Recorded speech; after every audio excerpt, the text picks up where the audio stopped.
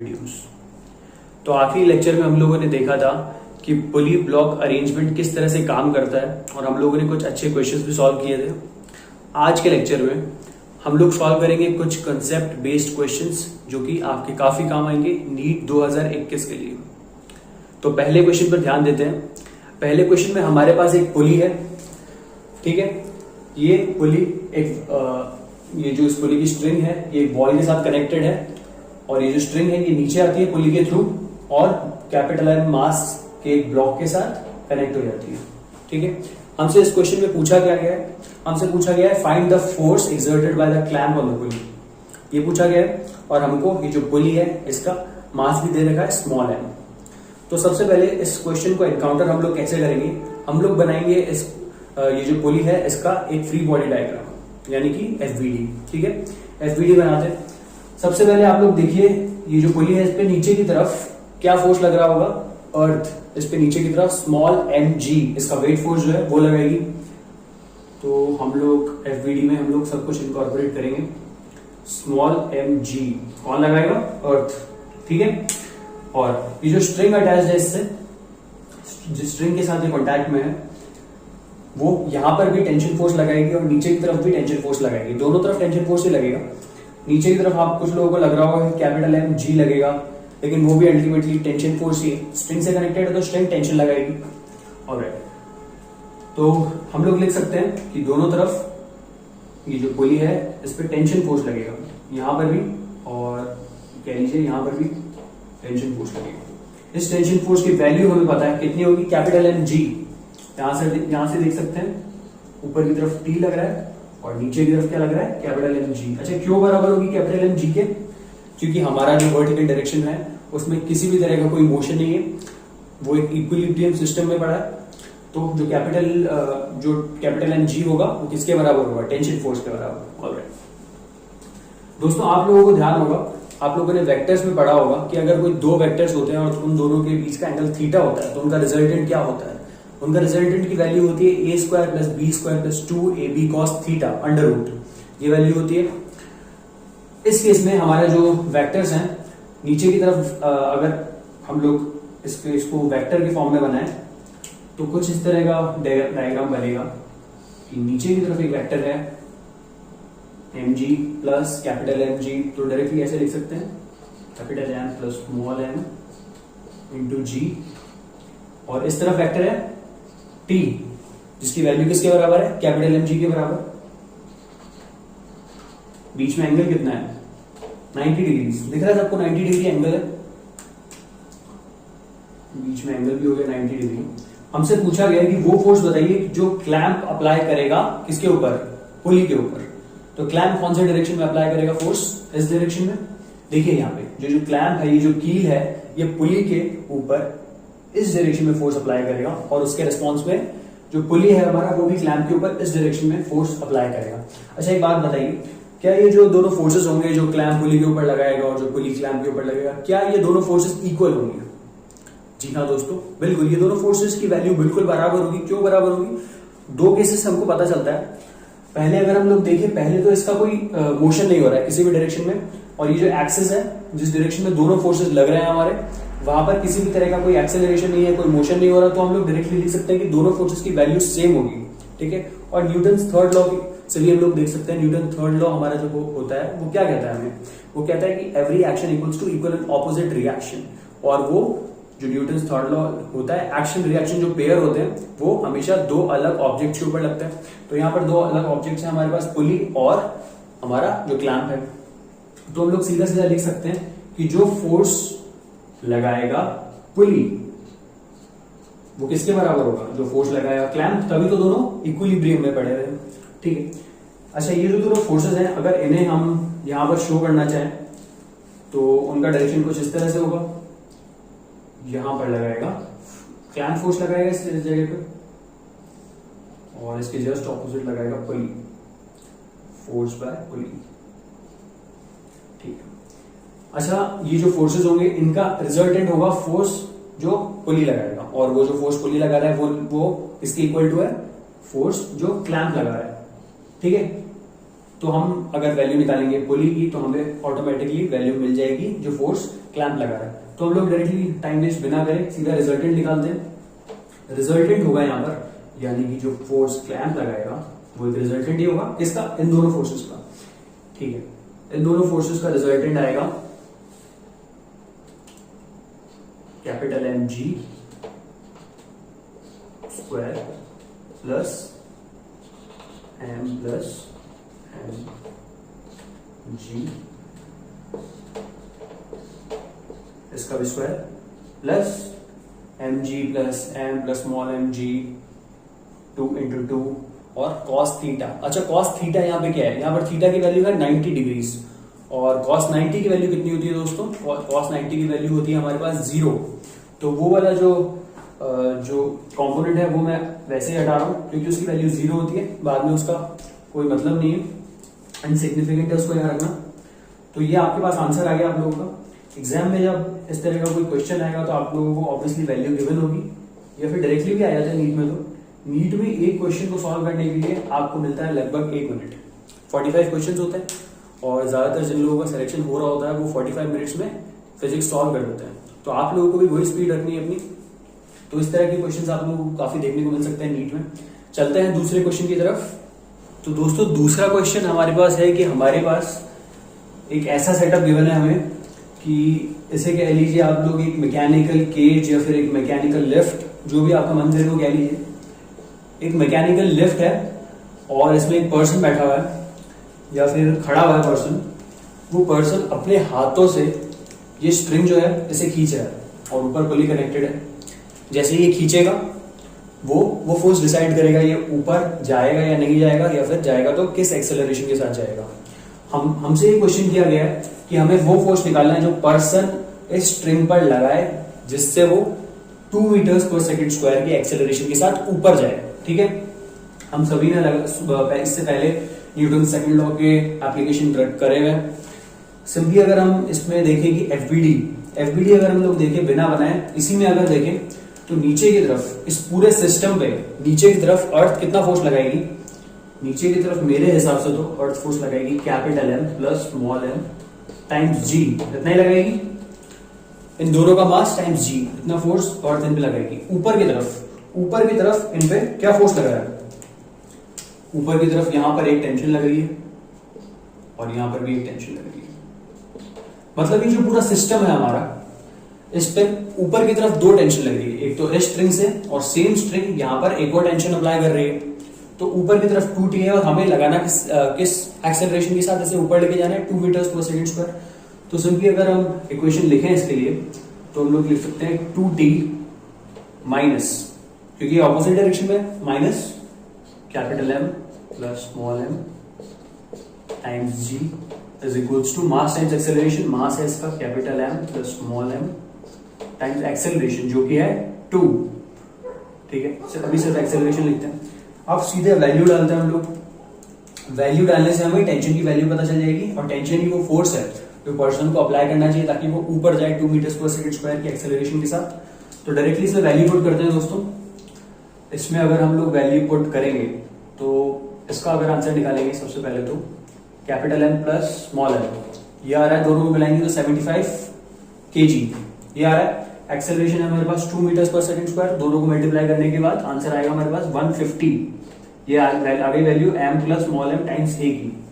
ये वहां पर जाएगा तो प्लस हो जाएगा, हमें पता है m plus M capital M plus small M 75 है, g हो जाएगा 750।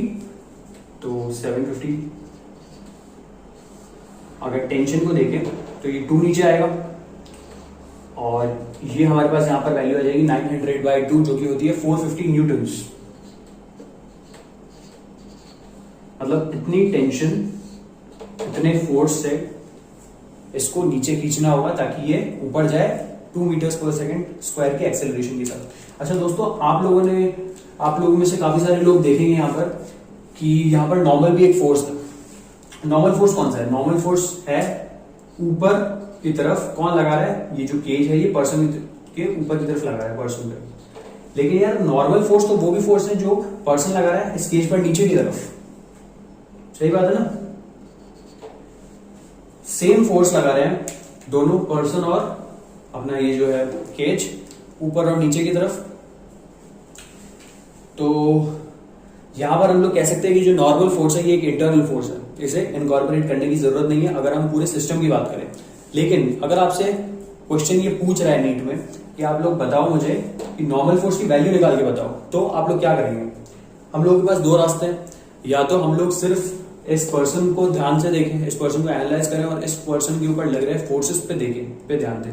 तो अगर सिर्फ इस पर्सन को देखेंगे हम लोग तो नॉर्मल इसके लिए एक एक्सटर्नल फोर्स बन जाएगा, इंटरनल फोर्स नहीं रहेगा ना। फिर इंटरनल फोर्स सिस्टम के लिए, या फिर हम लोग इस प्लेटफॉर्म को भी देख सकते हैं, इस केज को भी देख सकते हैं, इस मैकेनाइज्ड लिफ्ट को भी देख सकते हैं, जो भी आप नाम देना चाहें इसे। तो मेरा मन कर रहा है कि मैं इस पर्सन पे देखूं। तो अगर इस पर्सन पे अगर हम एफबीडी बनाएंगे तो ये पर्सन हमारा खड़ा हुआ, ठीक है, ऊपर की तरफ इस पर्सन पे एक टेंशन लग रही है। इस पर्सन पे ध्यान दें तो एक टेंशन लग रही है, इस पे दो टेंशन थोड़ी लग रही है। दूसरी टेंशन तो हमारे केज के ऊपर लग रही है।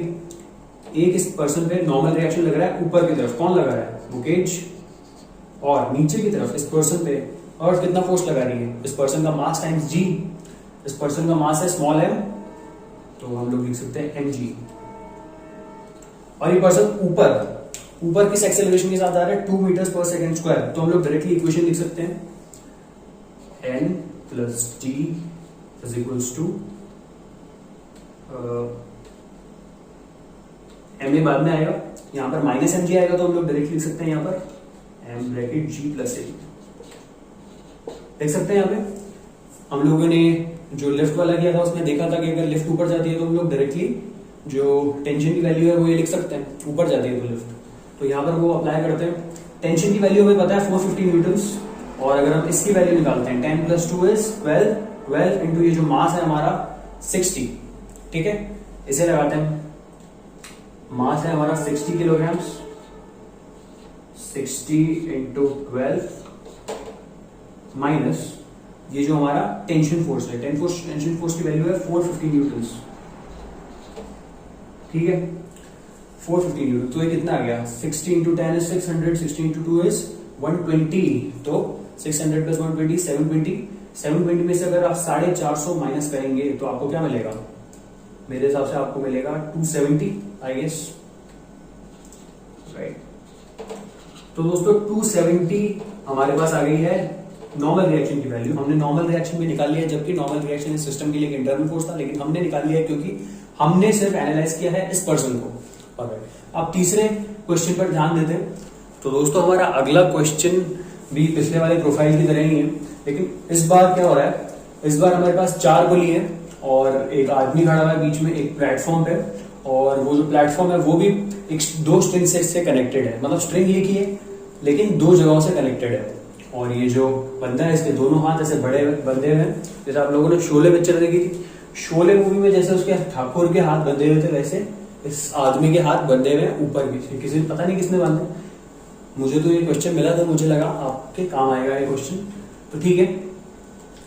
अब देखते हैं ये जो सिचुएशन है, आप लोग देखिए ऊपर की तरफ यहाँ पे टेंशन लग रहा होगा। सबको पता है कि टेंशन एक पुलिंग फोर्स होता है और टेंशन हमेशा खींचने का काम करता है और हमेशा अलोंग द स्ट्रिंग लगता है। हमसे क्वेश्चन क्या पूछा गया? हमसे क्वेश्चन पूछा गया find force on each string so that system moves up at constant speed, ठीक है। यहाँ पर एक वर्ड बहुत इंपॉर्टेंट है जो है कांस्टेंट स्पीड, ठीक है। कांस्टेंट स्पीड का मतलब होता है उसकी स्पीड चेंज नहीं होनी चाहिए, वो फोर्स बताना है स्ट्रिंग पे जिससे उसकी स्पीड चेंज ना हो, मतलब टेंशन की वो वैल्यू बताना है जिससे स्पीड चेंज ना हो। अच्छा, स्पीड चेंज नहीं होगी तो उसका मतलब क्या है? कोई एक्सेलरेशन ही नहीं आएगा। अगर स्पीड चेंज नहीं होगी तो एक्सेलरेशन की वैल्यू आएगी 0। तो हम लोग डायरेक्टली लिख सकते हैं कि दिस इंप्लाइज दैट एक्सेलरेशन की वैल्यू है हमारी 0, ठीक है। आगे बढ़ते हैं। हमको वेट भी गिवन है, ये जो प्लेटफॉर्म है नीचे इसका वेट गिवन है 10 किलोग्राम और ये जो आदमी खड़ा हुआ है इसका वेट गिवन है 70 किलोग्राम, ठीक है। अब जैसे हमने पिछला क्वेश्चन किया, डायरेक्टली हम लोग इक्वेशन लगाते हैं इस पे। इक्वेशन कुछ इस तरह से लगेगी कि ऊपर की तरफ लग रहा है 40, इस पूरे सिस्टम पे ऊपर की तरफ कितनी टेंशन लग रही है? 4 टेंशन लग रही है, 1 2 3 4 40, ठीक है। और अगर कांस्टेंट स्पीड के साथ ये मूव कर रहा है तो हम लोगों को जरूरत नहीं है बाद में लगाने की एम, ठीक है, वो सेल्फ अंडरस्टूड है, या मैं लिख ही देता हूँ। चलिए 40 minus m plus small m times ji is equals to mass times acceleration. ये होगा, सॉरी मास ये वाला आएगा, तो इसमें एम भी प्लस हो जाएगा, capital M plus small M times acceleration. ठीक है। अच्छा, जो एक्सेलरेशन आएगा हमारा यहाँ पे, उस एक्सेलरेशन को हम लोग लिख सकते हैं जीरो, क्योंकि हमारी जो कांस्टेंट स्पीड से मूव कर रहा है जो सिस्टम है, कांस्टेंट स्पीड का मतलब होता है कि एक्सेलरेशन। एक्सेलरेशन क्या होता है? एक्सेलरेशन होता है rate of change of speed. ठीक है, स्पीड के चेंज होने का दर को हम क्या कहते हैं? एक्सेलरेशन। तो अगर स्पीड चेंज नहीं हो रही है तो एक्सेलरेशन जीरो आएगा। तो हम लोग लिख सकते हैं टेंशन की वैल्यू डायरेक्टली लिख सकते हैं यार, यहाँ पे तो लिख सकते हैं capital M plus small m, capital M plus small M times g by 4। ठीक है। जो मैथ्स के धुआंधार बच्चे बैठे हुए हैं वीडियो देख रहे हैं, ठीक है, वो डायरेक्टली इसको सॉल्व करके बताओ कितना आएगा। कैपिटल एम की वैल्यू है हमारे पास 10 और स्मॉल एम की वैल्यू है 60, तो 70 इंटू 10 700 बाय 4, सॉरी 800 बाय 4, तो ये आ जाएगा 200 न्यूटन्स। 70 प्लस 10 इज 80 इंटू 800 हो गया, जी से मल्टीप्लाई किया तो बाय 4 इज 200 न्यूटन्स। ये हमारे पास आ गई टेंशन की वैल्यू। अच्छा, पिछले क्वेश्चन में हम लोगों ने निकाला था नॉर्मल रिएक्शन की वैल्यू। वो कैसे निकाली थी? हम लोगों ने एनालाइज किया था सिर्फ एक पर्सन को, पूरे सिस्टम को एनालाइज नहीं किया था, क्योंकि पिछले क्वेश्चन में जो पूरे सिस्टम में नॉर्मल रिएक्शन है वो एक इंटरनल फोर्स की तरह एक्ट कर रहा था। इस क्वेश्चन में भी सेम है। इस क्वेश्चन में जो नॉर्मल रिएक्शन है वो भी एक इंटरनल फोर्स है। जो नॉर्मल रिएक्शन ये पर्सन लगा रहा है इस प्लैंक के ऊपर, वो वही नॉर्मल रिएक्शन, वो जो प्लैंक है वो पर्सन के तरफ लगा रहा है ऊपर की तरफ, और ये पर्सन लगा रहा है उस पर नीचे की तरफ। ठीक है। तो अगर हम लोग पर्सन को देखें तो पर्सन पे ऊपर की तरफ वापस से एफबीडी बनाने की जरूरत है, चलिए बना ही देता हूं आप लोगों के लिए। इस पर्सन पे ऊपर की तरफ लग रहा होगा 2t। पिछली बार क्या लग रहा था? 1t लग रहा था, सिर्फ t लग रहा था शायद, है ना, और एक नॉर्मल रिएक्शन लग रहा था, लेकिन अब तो 2t लगेगा ना यार, इसके दोनों हाथ बंधे हुए हैं। ठीक है, 2t। नीचे की तरफ इस पे लग रहा है स्मॉल एम, कमा स्मॉल एम इंटू जी, इसका वेट फोर्स, और ऊपर की तरफ ये जो प्लैंक है इस पे लगा रहा है एन। तो इसके लिए भी हम लोग डायरेक्टली इक्वेशन लिख सकते हैं, क्योंकि हमको पता है कि एक्सेलरेशन की वैल्यू जीरो है। क्यों? क्योंकि कांस्टेंट वेलोसिटी के साथ मूव कर रहा है, तो हम लोग डायरेक्टली लिख सकते हैं कि जो 2t प्लस एन होगा उसकी वैल्यू कितनी होगी? Small M G. यहां से हमें निकालनी है नॉर्मल रिएक्शन की वैल्यू। टी की वैल्यू हमें पता है 200 न्यूटन्स। ठीक है, तो अपना 2t हो गया 400, और capital M G, capital M है 770 और एम जी हो गया 700, तो 700 माइनस 400 इज 300, तो नॉर्मल रिएक्शन की वैल्यू हो गई 300 न्यूटन्स। सबको समझ आया? आसान है। बस इस तरह से आप लोग अपने कॉन्सेप्ट क्लियर करते जाइए। ठीक है, अगर आप लोग इसी तरह से पढ़ते रहेंगे तो बहुत जल्दी आप लोगों का नीट में सिलेक्शन हो सकता है। डिसिप्लिन काफी ज्यादा इंपॉर्टेंट है नीट में सिलेक्शन के लिए। ठीक है, तो इसके बाद का अगले लेक्चर में देखते हैं। अगले लेक्चर में हम लोग देखेंगे इनर्शियल और नॉन इनर्शियल फ्रेम्स और सूडो फोर्स किस तरह से वर्क करता है, कुछ अच्छे क्वेश्चंस करेंगे। आशा करता हूँ आप लोगों को ये वीडियो पसंद आई हो। अगर ये वीडियो पसंद आई हो तो लाइक का बटन दबाइए इस वीडियो पे, और आपको लगता है जो लोग इस वीडियो को देख के बेनिफिट होंगे उन्हें प्लीज शेयर कीजिए। धन्यवाद।